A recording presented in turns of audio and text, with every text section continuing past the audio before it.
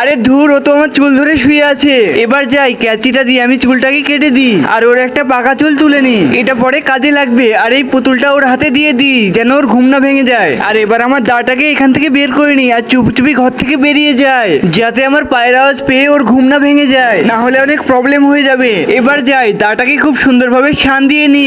দাটাকে শান দেওয়া হয়ে গেছে। এবার যাই, আমার সব পার্সেলগুলিকে ঘরের মধ্যে ভরে নিব। আর দেখো কতগুলো পার্সেল, আমি তো অনেক খুশি। এবার আমি সব পার্সেলগুলোকে আনবক্সিং করবো আর বাড়ির সমস্ত কাজ করে নিব, কারণ আমার এই বদমাশ হাজবেন্ড তো এখনো নাক ডেকে ঘুমাচ্ছে। আর এইটাই হলো সুযোগ, এই সুযোগে আমি বাড়ির সব পার্সেল আনবক্সিং করে সব সাজিয়ে নিব। আর ও ঘুম থেকে উঠলে তো কিছু জানতেই পারবে না, কারণ ও যদি একবার জানতে পারে যে টাকা খরচা করে আমি পার্সেল কিনে এনেছিলাম, তাহলে তো সে আমাকে অনেক বকবে। তখন আমি কি করব? এই জন্যই তো যখন ও বাড়িতে থাকে তখন আমি পার্সেলগুলোকে আনবক্সিং করতেই পারি না। আর ও এত কিপ্টে যে বাড়ি থেকে বেরও হয় না। আমি শুধুমাত্র টাকা খরচা করি এই জন্য।